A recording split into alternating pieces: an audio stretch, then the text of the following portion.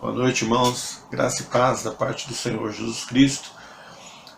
Espero que vocês já tenham feito a sua oração, se preparado para esse culto de hoje à noite.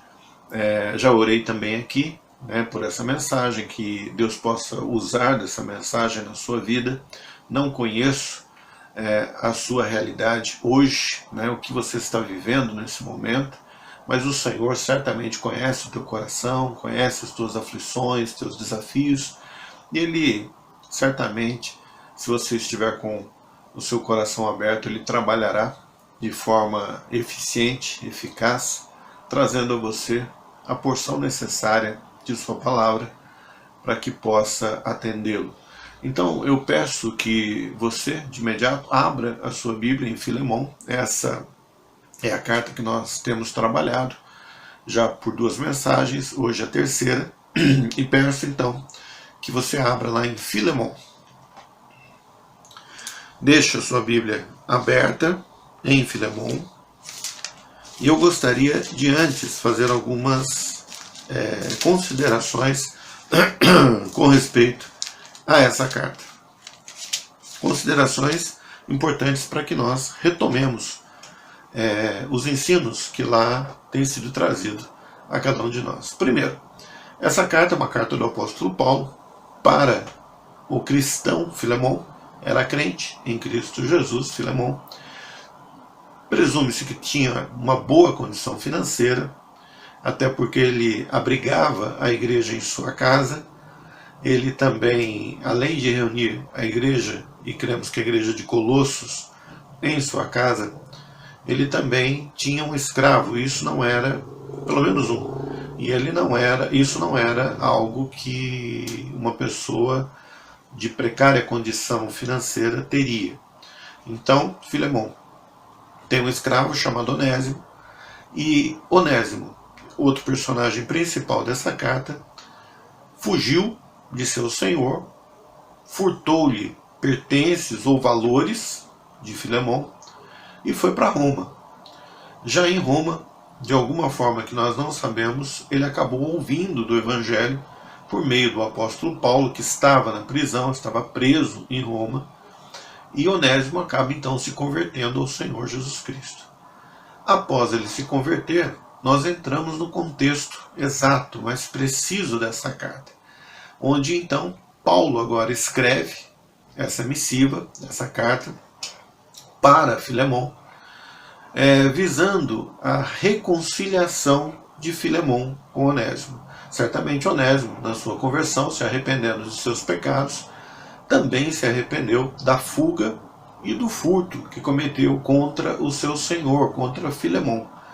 E Paulo, então, agora deseja ver ambos reconciliados, essa situação solucionada, consertada, esse problema que havia entre eles. E nesse momento, em que Paulo está escrevendo essa carta, nós vemos por meio dos olhos do apóstolo Paulo, então, primeiramente, aquilo que nós tratamos na primeira mensagem sobre essa carta, que é a existência de 2 elementos essenciais para o perdão. E esses 2 elementos essenciais para o perdão são, primeiro, a fé em Jesus Cristo, o que nos traz à memória o perdão que nós experimentamos dos nossos pecados. Uma dívida muito maior do que qualquer dívida que outro ser humano possa ter conosco. Uma ofensa que nós cometemos muito maior do que qualquer ofensa que qualquer ser humano possa cometer contra cada um de nós. E quando nós olhamos então com fé para a obra redentora de Jesus, para a pessoa do Senhor Jesus Cristo, e vemos o perdão de Deus para nós, isso certamente desperta em nossa mente a obrigação de nós também perdoarmos aqueles que nos devem. Uma segunda mensagem foi pregada por mim a vocês, e essa mensagem ela salienta a voluntariedade no perdão, que é, na verdade, um sinal de maturidade. Se na primeira mensagem nós trabalhamos, então, do versículo 1 até o versículo 7, e nós contemplamos esses dois elementos essenciais, nós olhamos depois na segunda mensagem, do versículo 8 até o versículo 12. E podemos ver ali que Paulo, apesar da sua autoridade apostólica, Paulo, apesar da sua experiência, do reconhecimento da sua obra em prol do Evangelho, em favor do reino, na propagação do reino, a autoridade clara que ele tinha na igreja, o respeito que ele possuía diante dos outros apóstolos, apesar de tudo isso, Paulo não manda Filemon, poderia fazê-lo, mas não manda que Filemon perdoe, mas ele humildemente pede que Filemon perdoe Onésimo.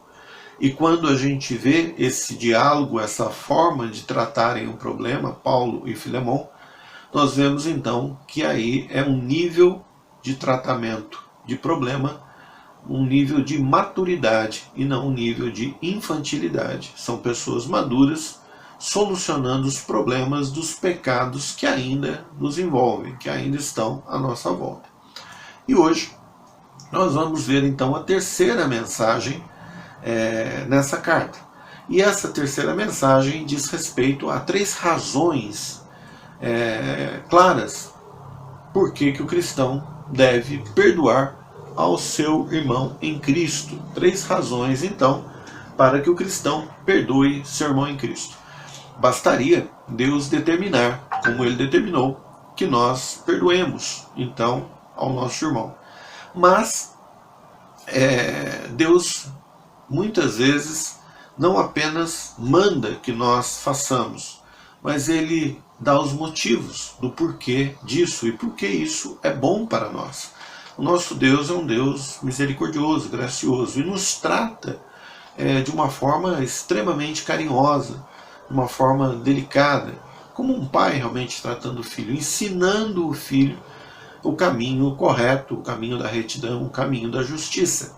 E eu peço então que você agora, já estando com a sua Bíblia aberta em sua mão, ou em suas mãos, que você agora leia comigo o versículo 13 a 17, mas eu farei a leitura a partir do 12. O 13 a 17 é o nosso texto base, mas eu gostaria que você também lesse comigo a partir do versículo 12. Você vai encontrar aí na tela também projetado esse texto, mas eu gostaria que você lesse também na sua Bíblia. Se não agora, porque você está prestando atenção no que está projetado, posteriormente você volte a esse texto e leia esse texto, preste atenção nesse texto, estude esse texto debaixo de oração. Faça a leitura então, versículo 12.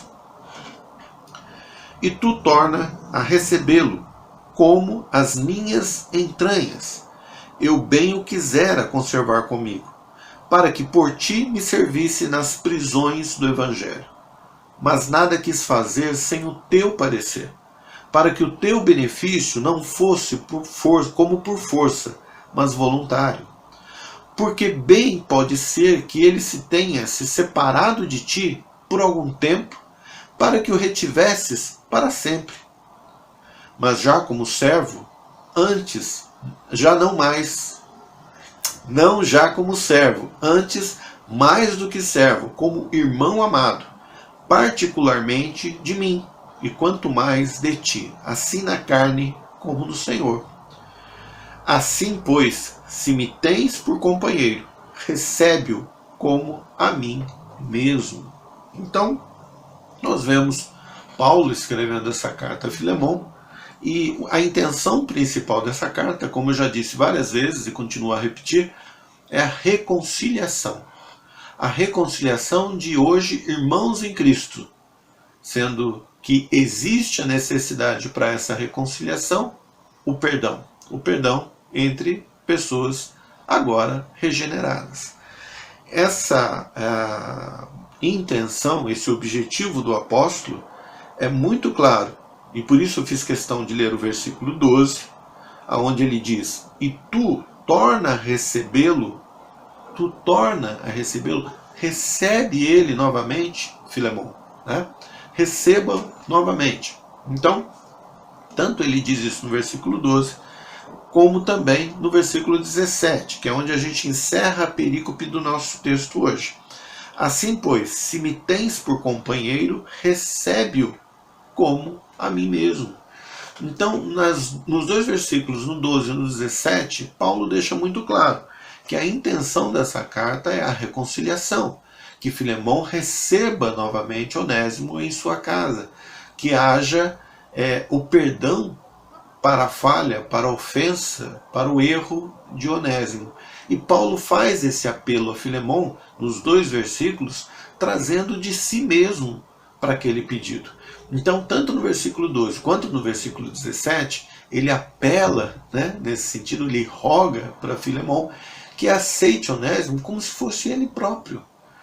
Esse é um pedido íntimo, um pedido até pessoal de Paulo, um pedido que envolve o ser do apóstolo Paulo. Então, quando nós vemos esse objetivo de Paulo nessa reconciliação, nós podemos lembrar nesse momento de que o perdão, na verdade, não é uma opção. E eu já disse isso. O perdão é uma obrigação.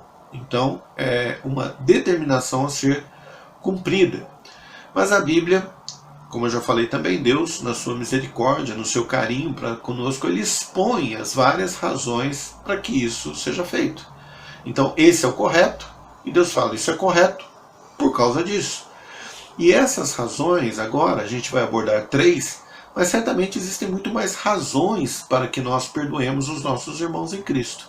Mas, nesse texto, eu quero destacar apenas as 3 razões que aqui estão constantes, que o texto nos traz, sem descartar que os 2 primeiros elementos daquela nossa primeira mensagem também são razões, tanto a obra redentora de Cristo que nós experimentamos, quanto o amor de Deus revelado por nós. Então, na primeira mensagem, de certa forma, aqueles elementos essenciais também são razões, mas agora razões mais diretas, e é isso que eu quero trazer então aos olhos dos irmãos. Primeira razão. A primeira razão para perdoar é porque nos é prometido uma recompensa se esse perdão for voluntário. É interessante que quando eu falo desse assunto, e o assunto é galardão, alguns cristãos ficam meio assustados de dizer que eu faço alguma coisa, eu vivo uma vida santa, eu busco viver uma vida reta em razão do galardão. É lógico, irmãos, que nós vivemos uma vida santa e reta, primeiro, por agradecimento àquilo que o Senhor fez por nós. E o fato de nós termos a vida eterna já é o maior prêmio que nós temos. A glorificação prometida dos nossos corpos, tudo isso já é prêmio tremendo, grande, maravilhoso. São os maiores prêmios que nós poderíamos ter. É a maior motivação poder servir ao Senhor que entregou a própria vida na cruz por mim. Então, isso é claro. Mas além disso, não dá para nós negarmos que a Bíblia nos mostra que nos é prometido um galardão. Eu não vou poder entrar agora na doutrina do galardão, que aliás é uma doutrina pouco apresentada nas nossas igrejas, em nossos dias, principalmente nas igrejas mais conservadoras, e nas outras é apresentado, mas de forma errada, com motivos errados, com finalidades erradas. Mas eu não vou poder entrar nessa doutrina, mas é uma doutrina maravilhosa e essencial. Por quê? Porque se Deus nos prometeu essa recompensa, então realmente é algo bom e necessário para a nossa vida. É uma motivação a mais para nós sofrermos por Cristo aqui na terra, sabendo que além de tudo o que nós temos e já recebemos pela graça, agora pela graça nós temos a oportunidade de fazermos voluntariamente para Deus, e quando nós fazemos dessa forma nós somos recompensados. Então, a Bíblia não diz para nós o que é o galardão, mas se Deus diz que o galardão é bom, é porque realmente é muito bom.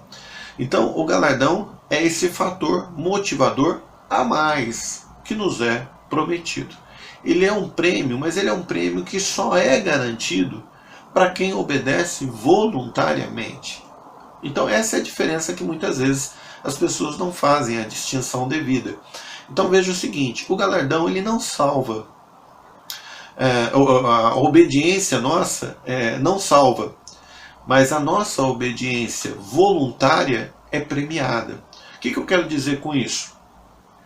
Que o galardão é prêmio garantido para quem serve com alegria, com satisfação, e não por imposição. Nós podemos obedecer a Deus de forma coercitiva, a contragosto, obedecer porque Deus determinou, e eu vou obedecer. Não deixa de ser uma obediência. Então, se você fala, eu não vou mentir, porque Deus mandou eu não mentir, mas eu estou morrendo de vontade de mentir. Sei lá, você está obedecendo, né? Mas, e você não cometeu o ato, porque esse ato necessita que seja externo, necessita que envolva uma outra pessoa. Agora, se você não mente, porque você voluntariamente não faz isso, e com alegria, com satisfação você faz isso, você sente prazer em não mentir, porque você está agradando a Deus, certamente você vai ser galardoado, você vai ser premiado por isso. Então obedecer a Deus a contragosto é obediência. Isso vai nos salvar da correção, do castigo de Deus, da disciplina de Deus, mas não vai nos garantir recompensa alguma. Agora, servir a Deus voluntariamente, com alegria, isso, além de certamente não sermos castigados, nós ainda somos recompensados.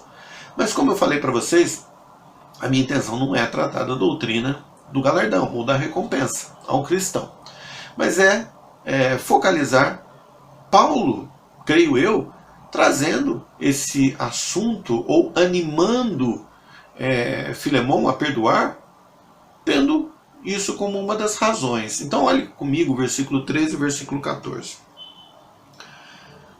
Diz Paulo, eu bem o quisera conservar comigo, ou seja, eu queria deixar Onésimo comigo, para que por ti me servisse, ou seja, para que ele servisse a mim como se fosse você.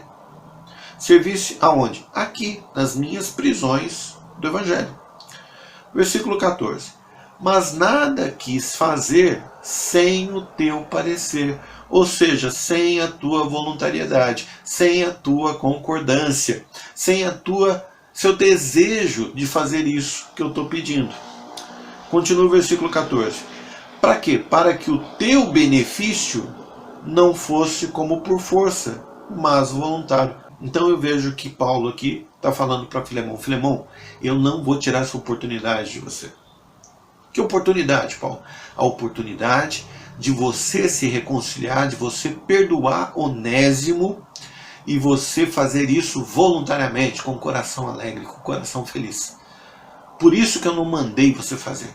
Por isso que eu estou te pedindo. Por isso que eu não segurei ele aqui. Mas eu estou falando com você. E quando Paulo fala isso, qual seria a atitude esperada então de Filemão? Veja que ele diz que ele não segurou Onésimo para que por ti me servisse nas prisões. Ou seja, para que ele me servisse como se você estivesse me servindo. Então veja que o interesse de Paulo aqui é que Onésimo continuasse servindo ele na prisão. Onésimo era muito útil na prisão para o apóstolo Paulo. Então quando ele fala isso para Filemão, o que deveria Filemão, como um bom entendedor, compreender opa, vou perdoar Onésimo, e se ele é útil para Paulo, eu aceito Onésimo em minha casa, eu o mantenho, mas eu envio Onésimo para que Onésimo continue tratando do apóstolo lá em suas prisões, nas suas aflições. Então veja que Filemão, se tivesse ou se teve essa atitude voluntária, graciosa, de perdoar Onésimo, se reconciliar com Onésimo, aceitá-lo novamente em sua casa e mais, enviá-lo para tratar do apóstolo já velho, já na prisão, aquele servo do Senhor, então certamente Deus ficaria muito feliz com a atitude de Filemão. E, creio eu, não sei você, galardoaria, presentearia, então, Filemão, recompensaria, além de todas as bênçãos que já possuímos em Cristo Jesus. Então, o primeiro motivo, a primeira razão que sobressai aos meus olhos e que eu creio que agora ficou bem claro para você, para que nós perdoemos o nosso irmão, é que se nós fizermos isso alegremente, se nós cumprirmos essa nossa obrigação, não porque somos mandados, mas porque nós queremos, desejamos a reconciliação, nós desejamos então perdoar o nosso irmão, ou pedir perdão ao nosso irmão, né? Quando nós fazemos isso mais do que por obrigação, nós então sabemos que Deus não terá isso de forma despercebida aos seus olhos, mas que Ele nos tratará com todo carinho e nos recompensará, até em mais do que aquilo que nós merecemos. A segunda razão que nós encontramos, ela está no versículo 15, e eu peço então que você leia comigo o versículo 15. Porque bem pode ser que ele tenha se separado de ti por algum tempo, para que o retivesses para sempre. Bonito isso, e nós experimentamos isso. Eu vou falar para você agora, e certamente você vai lembrar de alguma situação assim, ou algo semelhante na tua vida. Histórias que nós, no começo dela, quando nós olhamos para o começo dessas histórias, nós não entendemos direito por que as coisas estão acontecendo daquela forma. Mas com o desenrolar dessa história, ou de alguma história que você viveu, ao final dela, você olha para trás e você compreende que tudo aquilo foi propósito de Deus na sua vida.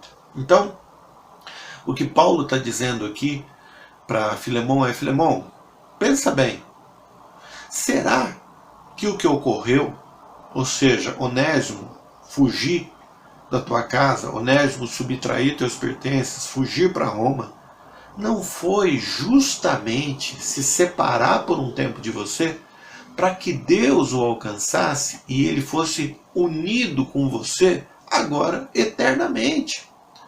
Será que o que aconteceu está alheio à soberania de Deus? Será que não foi propósito direto do Senhor na sua vida, Filemão, na vida de Onésimo? Pensa bem, Filemão, porque agora que a história toda se completou, a gente consegue compreender.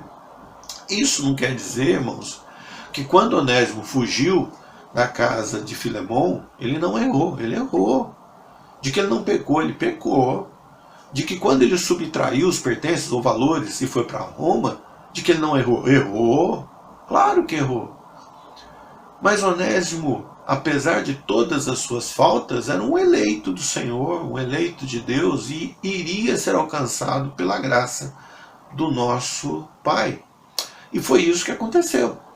Então veja que a fuga dele para Roma já estava contemplada no plano de Deus, e lá ele ouviria do apóstolo Paulo o Evangelho. E lá o Espírito Santo agiria no seu coração e ele então se converteria. E ao se converter, ele então é unido pelo mesmo Espírito, pelo mesmo sangue em Cristo Jesus. Então, nessa situação, quando nós olhamos para o versículo 15, faço a leitura novamente, porque bem pode ser que ele se tenha separado de ti por algum tempo, para que o retivesses para sempre. Para que você tivesse ele sempre com você. Mas esse retivesses ele sempre com você, a gente vai ver que é agora como irmão, e já não mais como o teu escravo. Então, quando a gente olha para essa situação, nós devemos aplicar na nossa vida também. Nós devemos perdoar o irmão alegremente, com o desejo de reconciliação, porque isso é benéfico para nós, né? Não apenas cumprir uma obrigação, mas fazer voluntariamente, com alegria, como também devemos ter um olho maior, não um, mas dois, por favor, 2 olhos maiores, né? Vendo toda a situação. E se tiver um também, você consegue enxergar, ou se você não tiver nenhum, irmão, você também enxerga, porque esses olhos são espirituais, né? Então, quando nós vemos espiritualmente toda a situação, nós conseguimos ver os propósitos de Deus. E aí entra uma segunda, então, nessa segunda razão, entra uma força muito maior. Porque se nós enxergamos isso e vemos que é um propósito de Deus, ou que até possivelmente seja um propósito direto de Deus, lógico que é propósito no plano supremo, Mas será que é um propósito direto? Talvez seja um propósito direto. Deus tirou realmente ele, mandou realmente para Roma, para que ele fosse convertido e voltasse para Filemon. Então pode ter sido um propósito realmente direto, contemplado por Deus, que ocorresse dessa forma mesmo. Isso não isenta o pecado de Onésimo, mas Deus usa esse caminho para o convertê-lo, né, de seus pecados. E se isso realmente aconteceu, e Filemon, então, nega esse perdão, o que ele está fazendo? Ele está afrontando o propósito direto de Deus na vida dele e na vida de Onésimo, até na vida de Paulo, que está envolvido também nessa situação. Então, uma segunda razão para você perdoar o seu irmão, qual é? Que talvez isso seja exatamente o que aconteceu, até mesmo a ofensa que ele te fez, até o prejuízo que ele te causou, tudo isso talvez já, ou seja, um propósito de Deus para que uma reconciliação maior, eterna, duradoura fosse estabelecida. Então, é um caminho de Deus para que algo maior fosse feito. Nós sabemos que Deus faz isso. Ele pega os nossos pecados, ele pega os nossos erros, e, lógico, isso não exime cada um de nós dos nossos erros, né? Apesar de eles terem sido pagos em Cristo Jesus, nós cometemos esses erros, né? É que Jesus pagou e nos deu justiça, mas nós devemos reconhecer que foram cometidos por nós. Mas, então Deus não exime o ofensor dos seus erros, mas Deus usa isso e transforma numa bênção, no louvor para a sua própria glória, muito maior do que qualquer erro cometido. Então, Deus faz isso, né? Então, primeiro, não negue o perdão, mas, pelo contrário, perdoe voluntariamente, Deus o recompensará. Segundo, enxergue toda a situação, desde o problema que surgiu, que separou, e pense que pode ter sido uma separação momentânea que proporcionou uma união eterna. Ou seja, agora vocês estão unidos para sempre. Terceira razão. A terceira razão para perdoar, eu encontro então no versículo 16. Mas eu leio novamente o 15, e aí eu passo para o 16. Porque bem pode ser que ele se tenha separado de ti por algum tempo, para que o retivesses para sempre. Então Filemon separou fugindo, Onésimo se separou fugindo de Filemon, momentaneamente. E Deus então regenera, converte Onésimo, e agora os une para sempre. Quando Onésimo fugiu de Filemon, ele fugiu como um ímpio. Eles estavam separados espiritualmente, porque um servia a Deus e o outro servia ao diabo. É o que a Bíblia ensina. Aqueles que não estão em Cristo, eles estão debaixo do domínio de Satanás. E Onésimo sai da casa de Filemon como um filho de Satanás, como filho do diabo, como alguém escravo do diabo. Mas Deus o alcança por sua graça e misericórdia. E quando ele retorna para a casa de Filemon, ele retorna agora como um filho de Deus, assim como Filemon é, agora regenerado.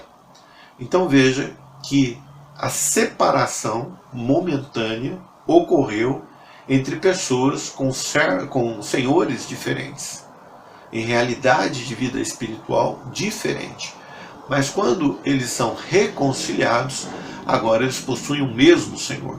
Eles possuem a mesma qualidade de vida eterna. Eles possuem a mesma posição espiritual.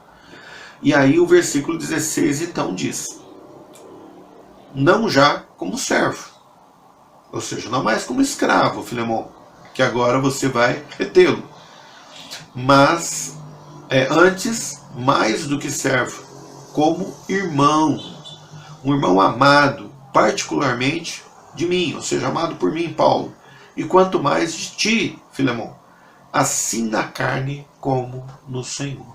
Então, Agora, Onésimo retorna para a casa de Filemão, traz a carta do apóstolo Paulo, intercedendo por ele, e agora ele retorna para estar junto de Filemão para sempre.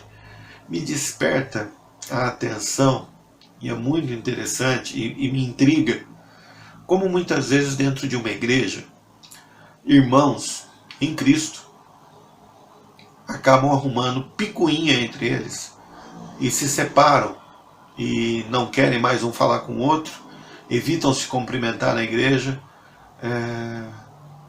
E o que me desperta, o que me intriga é o seguinte: qual é a concepção que esses irmãos têm, ou qual a convicção que esses irmãos têm de fé da realidade espiritual? Porque Jesus os uniu, Jesus pagou o preço dos dois, eles vão viver no mesmo lugar, eles estão inseridos no mesmo corpo de Cristo, eles possuem o mesmo Espírito, e se verdadeiramente esses dois irmãos são salvos, como que eles podem achar que têm o poder de se separar na vida terrena, quando espiritualmente eles já estão unidos?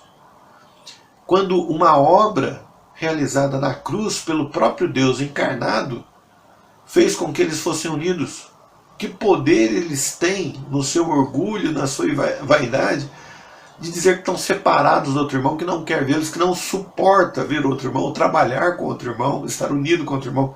Isso é um absurdo, irmãos. Um absurdo tão grande que a única justificativa ou é um não ser crente, aquele que nega isso, né, não ser crente, ou os dois não serem, porque está baseada essa união na convicção, na fé que nós temos das realidades que a Bíblia nos ensina. Se a Bíblia nos ensina que estamos unidos, não tem sentido nenhum estarmos separados fisicamente. Eu não trabalho com o irmão, né? Eu não ando com o irmão. Onde o irmão for, eu também não vou, né? E tem coragem de chamar de irmão ainda. Então, não tem cabimento nenhum. Se nós somos unidos na nossa vida espiritual, num corpo em Cristo, fisicamente, no nosso dia a dia, nessa vida terrena, nós também devemos viver em união, né? E aí, é isso que me chama a atenção aqui nessa terceira razão. Ele é teu irmão. Ela é tua irmã em Cristo. Um preço altíssimo foi pago por ele, e esse preço é o mesmo preço que foi pago por você. E ele ou ela é tão pecador quanto você também é. Então, qual é a tua... que ponto a mais que você tem em relação a ele ou em relação a ela para não perdoá-lo? Ou para não andar junto com ele, ou para não se associar com ele, sendo seu irmão em Cristo, estando ele servindo ao Senhor? Então isso é incabível. Então nós vemos aqui, né, nessa mensagem, esse desejo do apóstolo Paulo de se alegrar com a reconciliação de Onésimo e Filemão. E eu encerro então lendo o versículo 17, que eu já li no início, junto com o versículo 12, mas apenas para encerrar aqui corretamente o trecho que nós separamos. Diz o versículo 17: assim, pois, se me tens por companheiro, recebe-o como a mim mesmo. Irmãos, concluindo, 3 razões para perdoar o nosso irmão em Cristo. Primeiro, faça voluntariamente, perdoe de qualquer forma, né? Porque uma determinação não é uma opção. Mas se você perdoar, é muito melhor que você não o faça por obrigação, mas voluntariamente. E qual é a razão disso? É uma recompensa do Senhor a você. O que é, pastor? Não sei. Mas eu tenho certeza que se Deus falou que é bom, é porque é muito bom. Segundo, o ato ofensivo e a reconciliação por meio do perdão podem ser propósitos diretos de Deus. Então, toda essa história que aconteceu entre você e seu irmão pode ter sido Deus agindo diretamente para que agora vocês estivessem unidos para sempre. Unidos verdadeiramente, não apenas espiritualmente, mas também aqui na terra, desde já. Terceiro, se vocês foram unidos em Cristo, hoje uma razão muito grande é que você precisa verdadeiramente reconhecer que ele é teu irmão em Cristo. Não adianta você falar e isso ser apenas algo da boca para fora. Você precisa ter convicção disso. E isso exige fé verdadeira, de que você foi regenerado, e uma fé que te obrigue a obedecer a Cristo, obedecer o que a palavra nos diz, e saber que você não é capaz de julgar o coração do irmão. E se ele diz que também é crente em Cristo Jesus, precisa aceitá-lo dessa forma. Não aceitar os seus pecados, mas se ele estiver trabalhando em favor de Jesus, você precisa sim estar junto dele e não negar o seu auxílio a ele. E tratá-lo cordialmente, tratá-lo como irmão em Cristo. Jesus pagou pela vida dele. Quem é você para rejeitá-lo ou menosprezá-lo diante de tamanho valor? Irmãos, mais uma semana se iniciando. Que os irmãos tenham uma excelente semana na presença do Senhor. Continuemos orando pelos nossos governantes, pelos 3 poderes do nosso país. Nós temos visto algumas dificuldades no relacionamento desses 3 poderes, mas nós confiamos num Deus maior do que todos eles, que é o nosso Deus soberano, que criou todas as coisas e cada um de nós.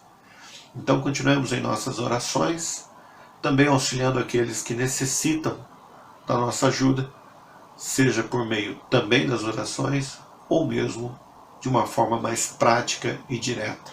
Esteja atento, com os olhos bem sensíveis àqueles que estão em necessidade e que podem estar ao seu lado. No mais, que o Senhor te abençoe.